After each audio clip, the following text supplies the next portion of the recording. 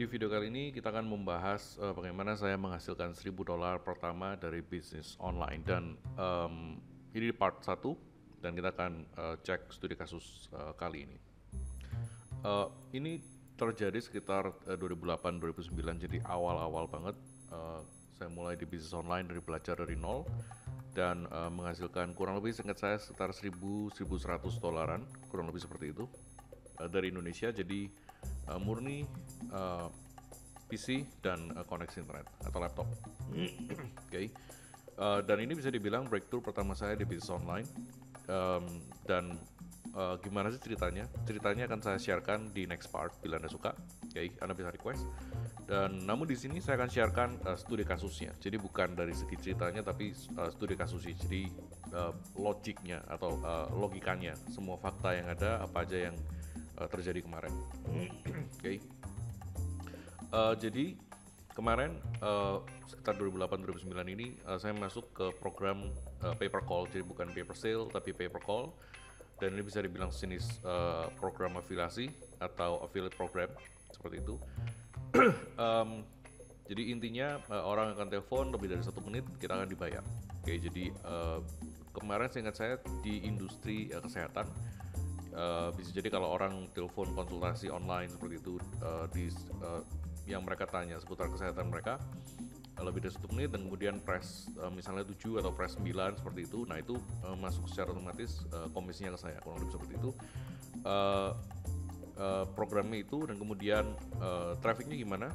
Trafficnya saya menggunakan SEO, oke, dan pakai long tail keyword atau dan negaranya USA. Yang saya maksud USA atau Amerika. Long tail keyword yang saya maksud itu bukan hanya misalnya belajar bisnis online itu atau belajar bisnis atau bisnis online itu sangat pendek, tapi yang lebih panjang misalnya bagaimana belajar bisnis online di Jakarta misalnya seperti itu. Nah itu keyword yang lebih panjang, saya pakai keyword yang seperti itu. Jadi pakai SEO, trafficnya diarahkan ke program pay per call. Targetingnya Amerika, kurang lebih seperti itu. Dan dari pertama kali kerjakan campaign dari nol sama sekali sampai payout sekitar 2 bulanan. Oke, jadi bukan bisa dibilang sangat cepat juga enggak. Relatif lama karena semuanya pakai cara free. Oke. Yang dimaksud dikerjakan dari nol itu mulai dari keyword research-nya. Jadi masuk ke industri apa, riset keywordnya gimana, keyword apa aja yang mau dipakai, kemudian buat medianya model gimana, konten dan lain sebagainya, kemudian semua strateginya, kemudian eksekusinya. Jadi buat dulu strategi, kemudian eksekusi strateginya, kemudian menunggu hasilnya, kemudian payout kurang lebih 2 bulanan. Oke, dan payoutnya via cek. Oke, cek jadi benar-benar kertas gitu, dikirim ke Indo dan saya cairkan di BRI dekat rumah sini. Oke, jadi faktanya yang terjadi seperti ini. Jadi pelajarannya yang bisa Anda take away adalah ternyata bisa kita orang Indonesia masuk ke negara manapun, termasuk Amerika, negara nomor 1 dunia, untuk punya bisnis di sana secara online. Oke. Dan Anda nggak pernah tahu hasil bisnis yang Anda eksekusi ya, tanpa ambil risiko dan mengerjakannya duluan tanpa janji atau garansi sukses apapun. Jadi ada jalan, Anda kerjakan dulu, nggak tahu berhasil, nggak ada hasil, itu Anda perlu kerjakan dulu dan ambil risikonya. Oke, dalam hal ini mungkin Anda mengira ini gratis, tapi risikonya sebenarnya kita investasikan tenaga, waktu, pikiran, energi dan lain sebagainya. Oke, tanpa ada garansi sukses.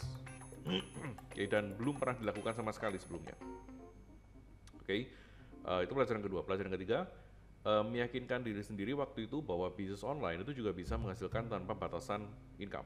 Oke, jadi nggak ada batasan, Anda mau menghasilkan berapapun bisa dari sini. Oke, dan itu meyakinkan diri saya sendiri waktu itu bahwa oh ternyata bisa, saya ternyata bisa melakukannya, lebih seperti itu. Oke, dan terbukti sampai sekarang online itu menjadi nomor 1 pertumbuhan bisnis di dunia sekarang, dan waktu itu kayaknya masih belum, jauh sekali dengan kondisi hari-hari ini.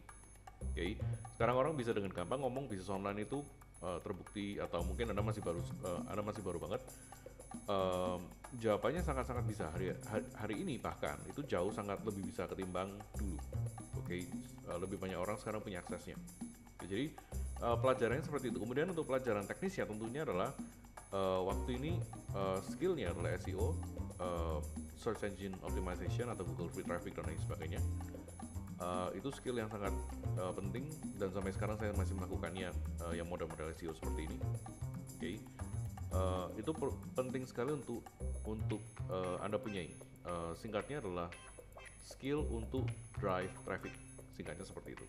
Oke, kelemahannya kemarin di program yang seperti ini, pay per call, itu sebenarnya cukup ribet.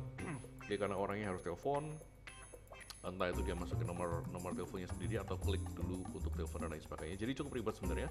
Dan fee-nya waktu itu untuk masuk sampai ke Indonesia sampai cair jadi rupiah itu fee-nya lumayan banyak.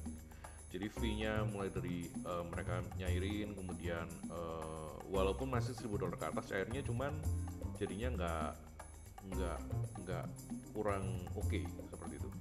Oke, kalau fee-nya jauh lebih sedikit tentunya kita pasti lebih happy. Oke, kurang lebih seperti itu. Nah, FAQ-nya, frequently asked question, pertanyaan yang sering ditanyakan adalah apa masih di bisnis model yang seperti ini? Jawaban saya adalah enggak, karena sedang sibuk di project Joinstar Digital untuk bantu lebih banyak orang hasilkan lebih cepat, lebih banyak, dan tanpa ribet. Karena sebenarnya di model bisnis yang pay per call kemarin itu cukup ribet. Belum lagi kita harus tahu budaya di sana, terus karena fasilitas kesehatan di sana dan di sini berbeda, jadi belajarnya lumayan banyak. Okay.